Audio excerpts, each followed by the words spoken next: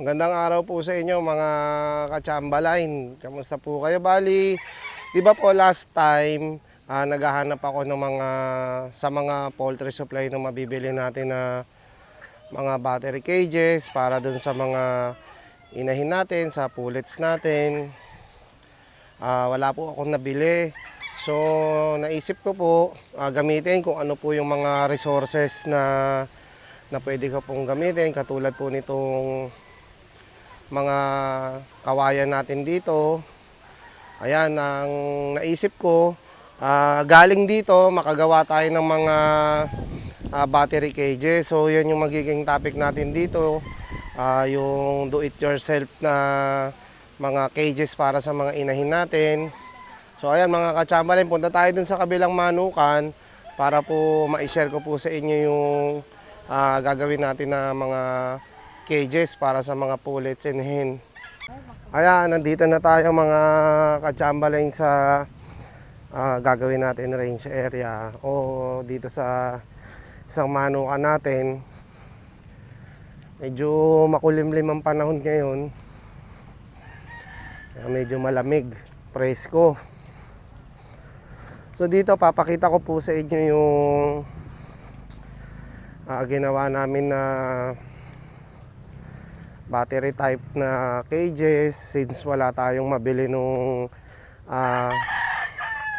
naka-ready na. So yun, naging resourceful tayo kung ano yung mga pwede natin na gamitin. Yun po yung ginamit natin. Naka-menos na tayo, nakaiwas tayo sa gastos. Yung perang na-save natin, pwede natin dalhin sa ibang bagay. Papakita ko po sa inyo yung ginawa namin. Ito, puntahan natin si Bentong. Siya yung gumawa ng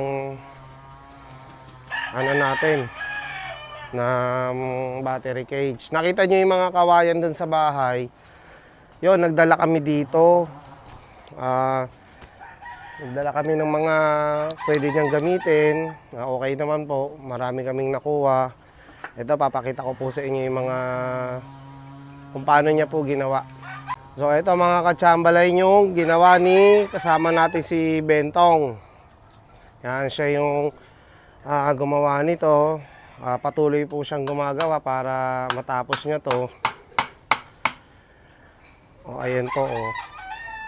Magkano rin po yung na-save namin? 1,300 to 1,500 pesos po per battery cage, yung apatan ng butas.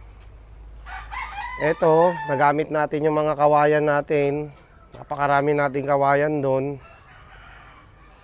Tapos may mga kahoy naman po tayo dito na nakatabi. Yan, ginamit na rin po namin dito. Ito yung ginagawa niyang paminto. Yan, dito yung mga inahin. Pag nangitlog sila, syempre alam naman natin. Puntahan dito. Ayan po.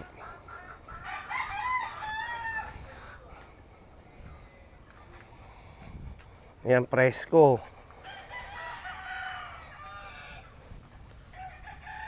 Ayan, nakamenos tayo ng malaki. So, yung na-save natin pera, magagamit natin sa ibang bagay. Ito yung DIY, do-it-yourself battery cages. So, ito, nasa indoor naman yan, may bubong. Hindi siya mabubulok. Hindi siya mauulanan, safe na safe. Pati yung mga inahin natin, safe sila dyan. Hindi sila mauulanan, hindi sila maiinitan yung sikat ng araw. So ayan, marami kaming magagawa nitong ganitong klase kasi marami po kaming kawayan. Marami kaming kahoy. So, ayan yung ginawa namin. Yan, hindi na natin muna aabalahin o istorbohin si Bentong para makapag-concentrate siya dyan. Mas maganda yung maging resulta nung ginagawa niya. Bali, ito po yung unang try niya ng paggawa eh. Kaya expect namin pagka yung second, third at saka yung mga susunod niyang mga gagawin, sigurado mas maganda, mas pulido. kaysa po dito sa una. Ito nga pong una, maganda na po. Lalo na po yung mga susunod niyang gagawin, mga ka-Chamberlain. Ito po yung isang example na yung pagiging resourcefulness natin, kakaiwas tayo sa paggastos, kung ano po yung mga materials na available na pwede natin gamitin, tapos functional, effective. Yun po yung gagawin natin, lalo na po dito sa manukan natin at saka yung panahon po ngayon. Siyempre, kailangan natin magtipid dahil sa pandemic. So ito, malaking bagay po ito. Ganito po yung isang magandang diskarte po. Ayun, siyempre malapit nang mag-lunch. Titignan natin kung ano yung niluluto ng kaibigan natin dito, si Francis. Siya kasi yung nag-aasikaso ng mga pagkain namin dito. So titignan natin kung ano yung niluluto niya.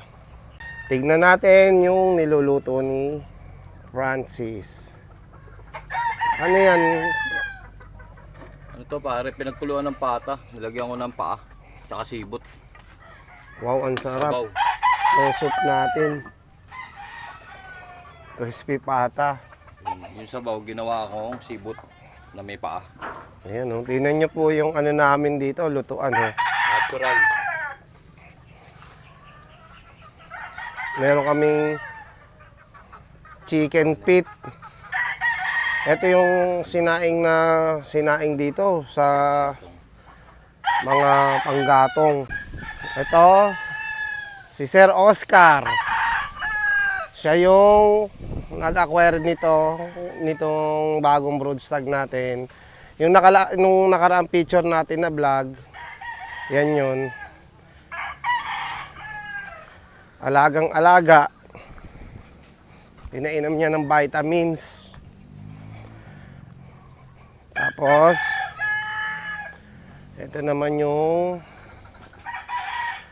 on-molt pa kasi, yung isang bull stag na gagamitin ni kaibigan Francis natin.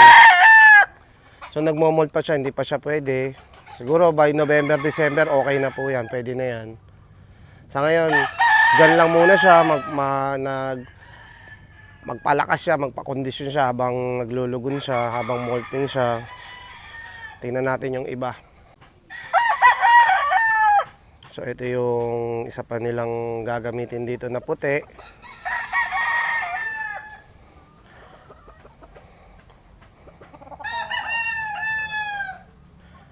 Bali, green-legged rooster, kulay puti.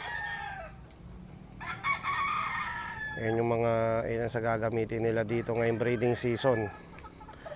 So hindi pa to 100% na buo ang balahibo niya.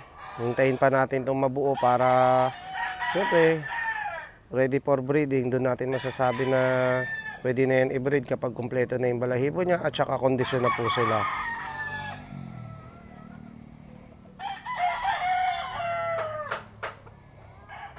Habang busy sila doon, may gumagawa ng battery cage. Ayan si Sir Oscar natin. Inihimas-himas niya yung bago natin broodstag. Tapos, siyempre, yung tagaluto natin dito, nandito siya sa kusina ngayon, pine-prepare niya yung pang-lunch natin dito.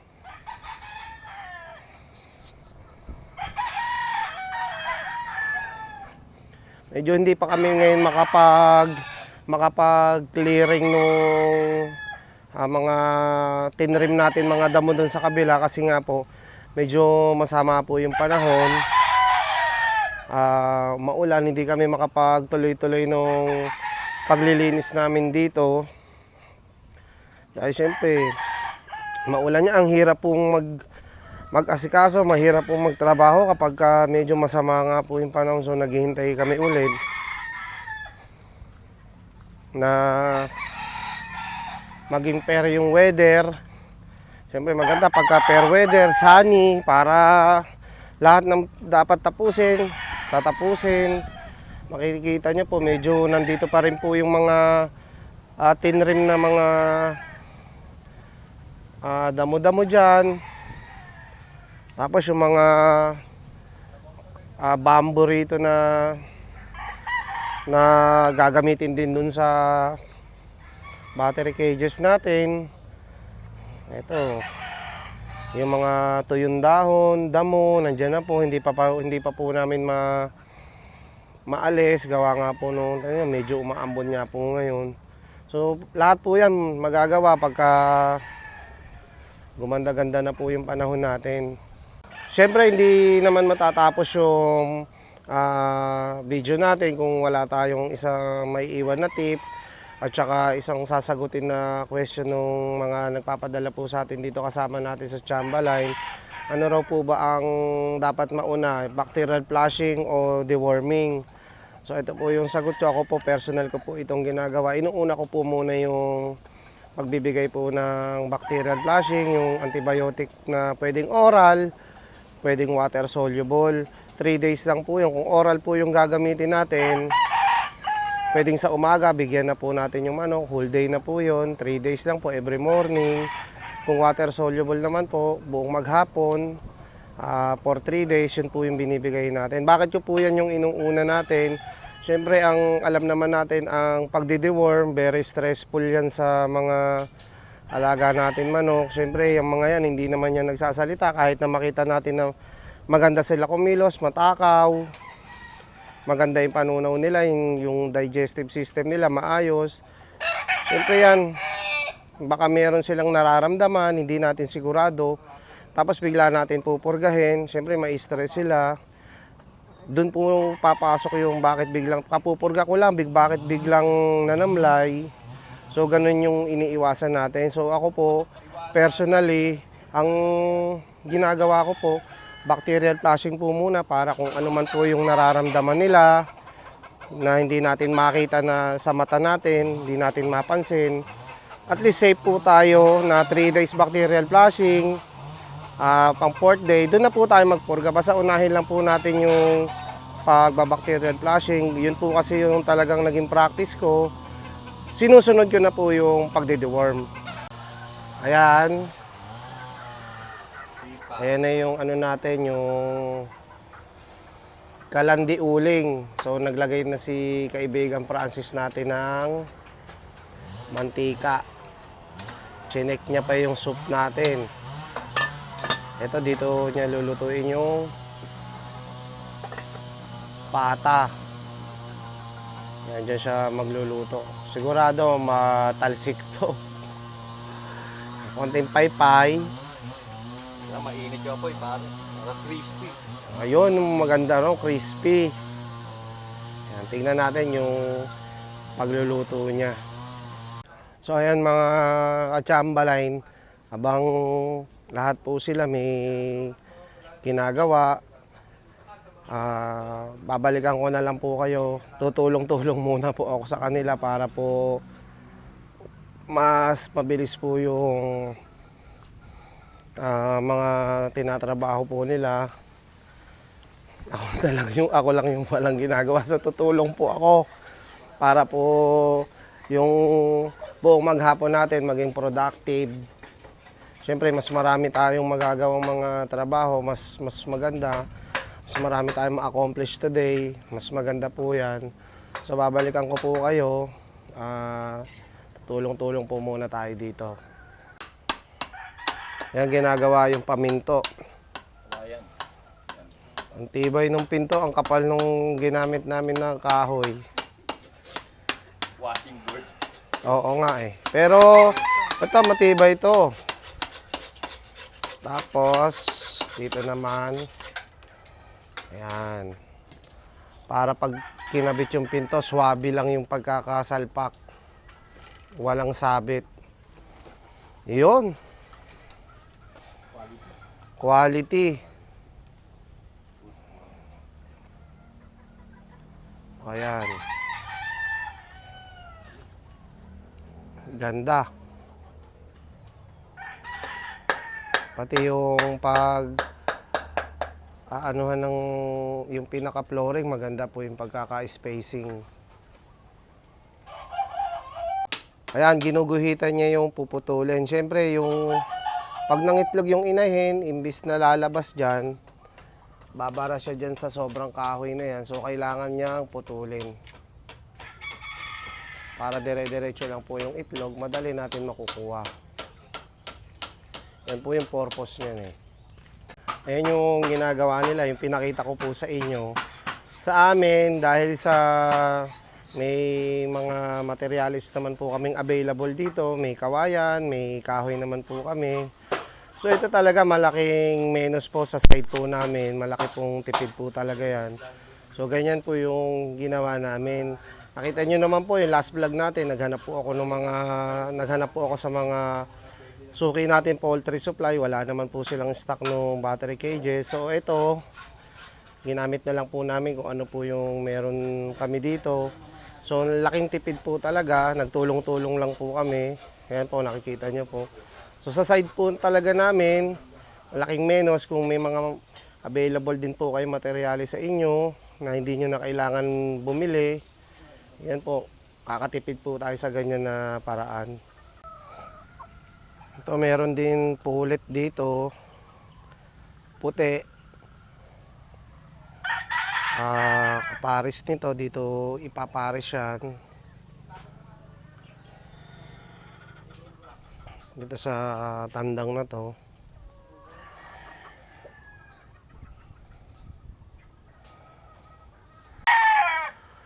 So ito kay kaibigan Francis din natin to, gagamitin din niya sa breeding. Mukhang ito yung mga kapares kasi malapit siya dun eh, malapit tong dalawa na to dun sa gold. Sigurado ko ito ang kapares nila. Ito po, sila yung magkakasama sa breeding na darating, kinukondisyon na lang. Saka ito pong gold niya. Alam ko po kasi dalawa to, tingnan natin yung isa. Ito yung isang gold straight comb. Ito kahit hindi na mahawakan to, maganda sigurado ang katawan nito. Nakita niyo naman yung mukha niya, pulang-pula. So ibig sabihin, kondisyon talaga yan. Ganda po ng balahibo, kulay gold. Ito yung pinaka siguro tatay ng mga gold niya dito. Kasi kak na siya eh. Siguro mga more than 3 years old. Ayan. So ayan yung mga basic na bloodlines ni kaibigan Francis natin. Mga gold. Ito yung isang hen na on molt. Alam nyo mga kachambaline, isa sa mga natural way ng pagkukondisyon ng inahin natin is yung ganyan, yung nakalaya sila. Kung ano-ano yung mga matutukan niya dyan na mga mineral sa lupa, mas mabilis po nakukondisyon yung mga inahin natin na nagagamitin sa mga breeding kapag po ganyan na pinakakawalan natin sila. Nakikita niyo po, may mga kinakain siya dun sa kinakalahig niya.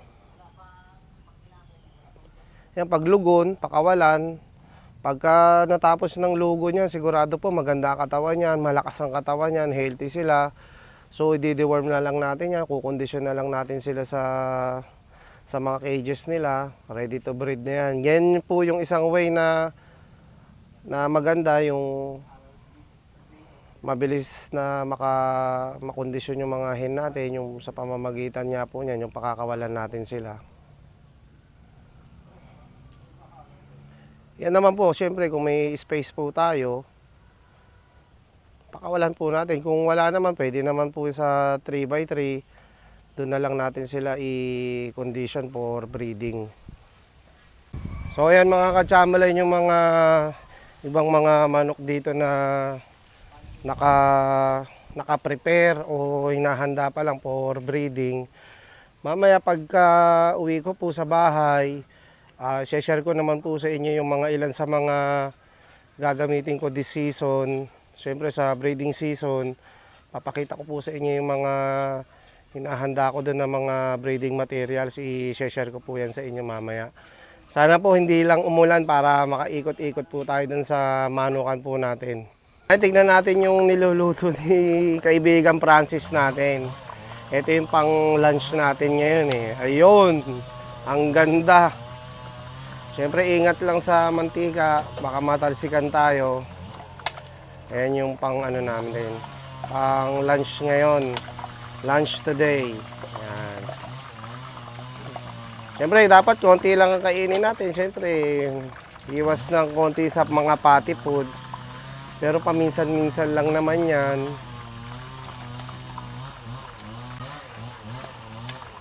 Ayan. Kabilang side naman. Wow! Crispy, crispy.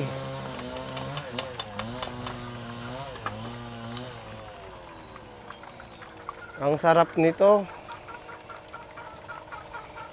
Ayan si chef po.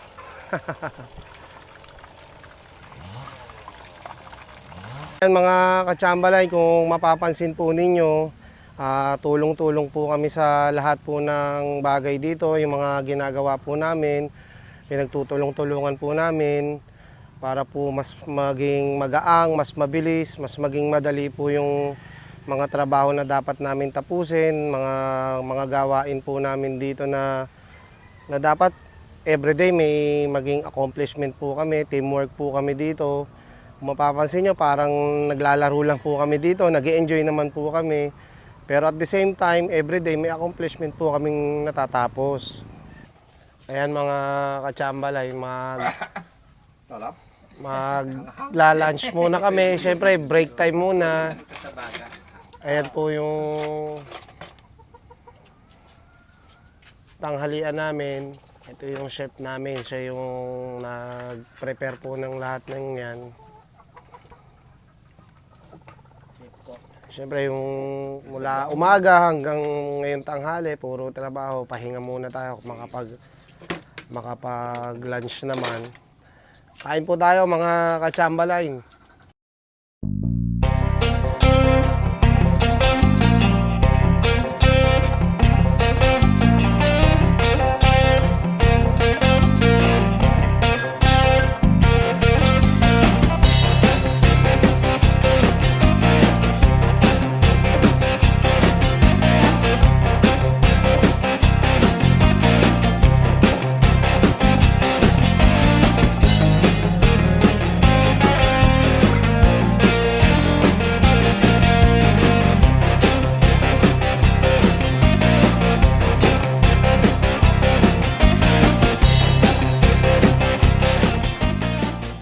Ayan mga katsambalay, nandito po ako ngayon sa manukan natin. Tulad po nung nabanggit ko, i-share ko po sa inyo, ipapakita ko po sa inyo yung ilan sa mga gagamitin ko po ngayong breeding season. Kaya tingnan nyo po. Ito mga katsambalay, yung isa sa mga gagamitin natin ngayong breeding season. Ayan po siya. Bali ito po, February born. So ayan, ready na siya, binata na. Pwede na po siya sa breeding, ready for breeding na po ito. Tingnan po natin yung iba mga katsambaline. Ito po yung isa pa mga katsambaline. Yan po. Kasama po siya sa breeding program natin. Ito po yung mga napili natin for breeding ngayong darating na breeding season po. Ayan po, healthy po sila. Magmula sisiw hanggang sa dumating po yung age nila na ganyan, hindi po sila nagkasakit. So ito po, gagamitin po natin siya. Ayan mga katsambaline, ayun po yung dalawa sa ilan lang po sa mga gagamitin natin na broodstag ngayong breeding season. Medyo malakas na yung ulan. Papakita ko naman mga katsambalay yung mga ilan din sa mga pullets po na pwede natin gamitin. Tingnan nyo po. Ito mga katsambalay yung isa sa mga gagamitin natin na pullet. Ayan po. Meron pa po dito na isa. So ayan po sila mga katsambalay. Ayan po. Tingnan na natin yung nandun sa kabila. Ayan mga ka-Chamberlain, punta tayo dun sa kabila. Alam ko po kasi may naka-separate pa po dito na mga pullets. So patignan natin para makita din po ninyo. Ito pa po yung dalawa sa ilan lang din sa mga gagamitin na natin. Ayan po sila.